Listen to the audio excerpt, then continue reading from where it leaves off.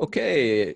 Hello, Emma. So thank you so much for joining me today and having a chat about your chapter in the Sick of the System book. Um, the first question I have is very simple. Why did you and your co-author, why did you write your chapter? And your chapter is entitled Fighting the Virus, Fighting for Change. Why did you write the chapter? What was the drive behind it? What's the main thing that you were trying to get across? Yeah, so I think, for myself, I'm a climate change organizer. And at the time when the pandemic was going on, I was tracking the amount of corporate lobbyists and fossil fuel companies and airline industries that Mhm. were asking for, billions of dollars in subsidies and supports from the federal government. And I think for me, it goes to sort of this saying that I think largely comes from Naomi Klein, but also others of in moments of crisis, you pick up the ideas that are lying around. And I think that the right, they know their ideas. They know that they're going to turn towards privatization and austerity and corporate bailouts, and they Mhm. have those ready and they're pushing them. And so I think a collection like this was essentially to say, well, what ideas do we have on the left in Canada that we can put forward and have ready and be able to sort of embolden, people to organize behind them. And so I actually wrote the chapter with my dad. And so I think that Oh, comes he's your from, dad. Okay, that's yeah, why you have the same last name. Okay. yeah, yeah. And so I think for us, it was sort of, it's the first time we've ever written together, which is an interesting experience because he doesn't know how to use Google Documents, which I don't think I'll ever write with him again until he uh, is willing to use Google Docs. But I think it was interesting because I sort of bring the more, organizing and activism experience and Sure. perspective to it. And he really brings he's a labor economist. And so the more policy oriented, monetary thinking to Yes. what does it actually look like to implement these solutions on the ground, and how Yeah. do we pay for it, and questions like that. So yeah, I think that was really the motivation for both of us is, we live on opposite sides of the country, and being able to work together and Oh, sort of okay. dream Mhm. up, what we would want to see as a response to COVID. And just to follow up, in terms of those types of corporate asks for financial assistance, has that changed in the last? I mean, I'm kind of getting ahead of myself, but has that changed? It just seems like a natural place to ask that question. Has that changed over the course of the crisis now? Are the asks different, or are they pitched differently, or are they the same? Yeah. Yeah, I think so for sure. And so the three sort of stages that my dad and I write about are sort of like the response, the immediate response, the Mm. recovery, and then a rebuild sort of phase. And that comes from, organizations like the CCPA and others. And I think that the the demands have shifted through those changes. And so we had fossil fuel companies, for instance, asking for multi-billion dollar bailouts in the response stage. Yes. And I think now what we're seeing is a much more concerted effort from corporations Mhm. in order to really shape what that recovery looks like. And so, we have the federal government is willing to engage with the idea of a green recovery, quote unquote. Mhm. But what we know that will likely look like from the federal government is public-private partnerships, Sure. a big deal of privatization, and so very like green capitalist responses. Mhm. And so I think that's the pivot that we've maybe started to see, is less of the immediate handouts and more, how is the Canadian Association of Petroleum Producers Mhm. and others really trying to shape that recovery such that it doesn't actually threaten the status quo. And you and your co-author mentioned this notion that perhaps in this rebuild or rethinking of the future, this response to the pandemic, maybe there could be greater public equity stake, I guess, in these kind of bailed out companies or these future enterprises that make them more, I guess, public-private. I'm wondering if you could expand on that a bit, just because it seems like a natural place to ask you that question. And if that, is that even possible? Because out here on the West Coast, that's a huge issue, especially, the pipeline, as you know, from where you are in Edmonton, from the tar sands, the bitumen or the diluted bitumen being pumped under pressure all the way in this pipe, this expanded pipe. which ends up here, in the Burrard Inlet, right? So it's a huge issue for us. Mm-hmm. Is that even feasible? I know that we could probably speak for hours about this, but Yeah. I mean, but what I would say to that is, the Liberal government kind of did nationalization in the worst way possible. And so instead of spending 20 billion public dollars on a pipeline, I think it could look more like buying up a yeah. 51% equity stake Mm. in the oil sands and rapidly phasing it out in a way that I don't think is possible until we actually pull these things Yeah. into public control. And so I think those two things definitely are very different. And instead, it needs to be public ownership for the sake of winding down the industries that need to be left behind in a very rapid way. But that, I guess what I'm saying is that speaks to the contradiction also of the new Green Deal. Not the new Green Deal in itself, but just this notion of kind of figuring out, you know, the conundrum that we're in, because we now own, right? It's the Canadian. It's no longer the Trans Mountain Pipeline. It's the Canadian pipeline. The straw that connects you with me. We all own it. And so we spent all this money on it. What do we do with it? If indeed the oil and gas industry is no longer feasible in the future, it seems, it seems weird. Like, we bought this thing, we own it, and it's all this sunk cost type argument, and so it is a conundrum. So the second question would be, what's the main takeaway for a reader from reading this chapter, Fighting the Virus, Fighting for Change? What would you want the reader to take away from this?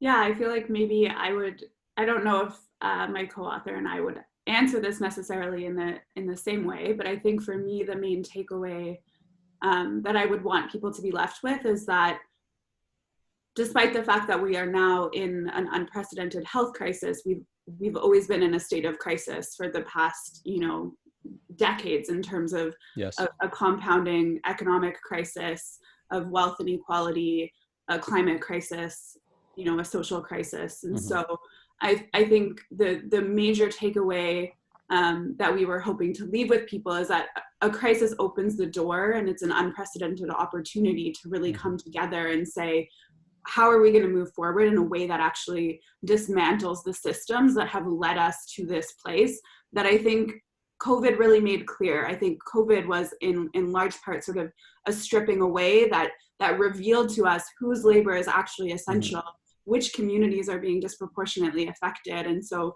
really revealed these deep economic and social inequalities. And so understanding, like I said, that the right is going to respond in a very targeted way in order to try to manipulate this crisis to their benefit. And so we need to be prepared to be fighting for the solutions that are actually going to lift all of us up.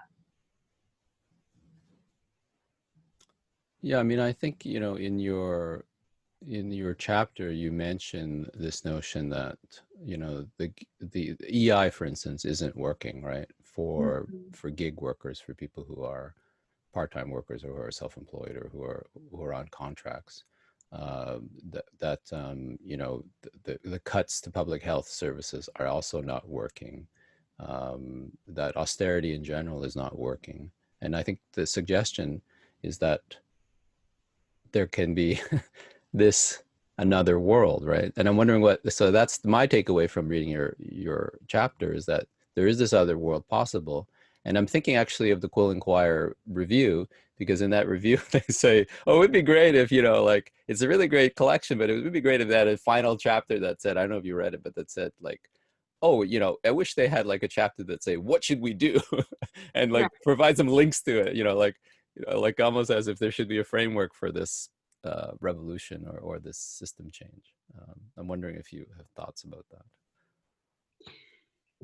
Yeah, I think it's challenging because you have to start from somewhere, right? In terms of, I think at the time that this collection was written, it was really about trying to assess the moment that we were even in and diagnose the problems before you can start to think more holistically about what is the plan of action. The one thing that I think relates also to, your final question, or, things that we would maybe do differently, or things that we would include now. Yes.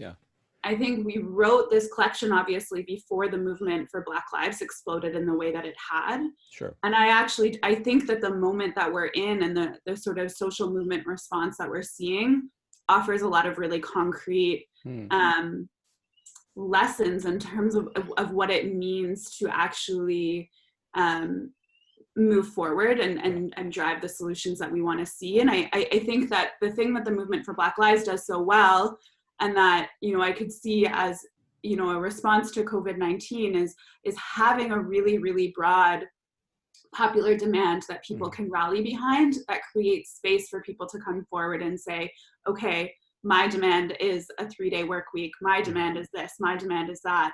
And I do think that the biggest sort of opportunity that COVID presents in my mind is the economic sort of populism of it, that I think can be tapped into, in the sense that people are finally, I think, waking up to the fact that, well, hold on a second, my grocery clerks have been the most important people, and yet the people that are getting billions of dollars are these corporate executives. And so how does that make sense? And so I really think that starting even within the framework of those who have perpetuated the crises that we've been living in for the past, you know, decades should be the ones that are paying most for the solutions moving forward. And I think from there, it really creates space to then have people come forward and say, you know, the solution that I want to see is universal childcare, because I'm at home with my kids all day and I'm expected to work, and you know, I'm a teacher or whatnot. But I do think that there are so many needs that have become more and more apparent through COVID, and what is needed is sort of the overarching understanding of like the corporate elite have gotten us to this place that we're in now, and it's up to us to come together and like fight for the concrete solutions that we see to those issues. Well, that's great. Thank you, Emma. And so I guess my reading, if I can kind of echo back what I heard you say, beginning with what you started with about Black Lives Matter, I think you're saying Black Lives Matter shows that there is real public support for defunding the police and for maybe reallocating municipal budgets to something else that serves the public good or public safety better somehow. But therein lies the crux. If indeed we're defunding the police, or here in Vancouver, we're hoping to take out 1% out, which is I think 3.5 million, and I guess we could spend that money elsewhere on perhaps different social services. But that still leaves the question of the pandemic siloed into this notion of the police aren't serving us. It doesn't address the environmental question. It doesn't address the health question. It doesn't address the housing question. You see what I'm getting at? Like, it's still, even in terms of my imagination of popular movements, it's still siloed, or it's fragmented maybe. And so it's hopeful, and yet at the same time, it seems to be a public resistance or interest in being more civically engaged is siloed into these very narrow boxes, or I don't know. You know, columns, I guess. I'm wondering if you know what I'm getting at. And so for you, I think in your chapter, you're saying, okay, we can have a new Green Deal. We can have more energy efficient buildings. We can have low carbon jobs. We can expand, you know, public and employee kind of led or cooperative, you know, enterprises. We can have better housing. So it seems to be all there. And I guess, you know, what you're saying is, you're saying if I had to rewrite it again, I would include more talking about the Black Lives Matter issue, the issue of racism. And I'm wondering, like, how does that all fit together? I guess that's what I'm trying to say in terms of building, if you will. Yeah. And I think that's what you're interested in, building some type of popular movement, right? I think for me, especially like Black Lives Matter and the movement for Black Lives offers a lot of really concrete lessons for movement organizing. Oh, I see. And not necessarily in terms of like, that is everything that we need to be doing right now. I think it's just what we've seen is that when you have a broad popular demand like defund the police, or for instance, what I would say is very useful in this moment is a broad popular demand like a just recovery or a Green New Deal, that I think allows a big sort of umbrella that, housing justice would fit under there, economic justice, so much of the things that we talk about that then fit within that broader framework. And so I think just recovery has become a term that is quite popularized in terms of thinking that those who have suffered the most need to benefit the most in our recovery out of COVID. And so I think that those frames are, and I do think, for instance, I do think with defund the police, it started to open that space in a new way. I see. Where we've been able to talk about, yes, we're taking money away from the police to the point of, I would argue, completely dismantling them. And what we are getting in return for that is investments in transformative justice, investments in communities, investments in the solutions to the problem that we're seeing. And I think that lesson and that framing can be brought to, we need a just recovery. And if we're not paying for airlines to park their airplanes without paying any rent, Yes, and imagine the other things that we can be providing for everyday working people. Yeah, well, that's a good place to maybe end it. That's an excellent conclusion. Thank you, Emma, so much for joining me today. I think it's been very clarifying, and also I think it really helped expand this chat with you. Helped me expand what, in my mind, what you're trying to get at in your chapter. So thank you so much. Yeah, thanks, Mike.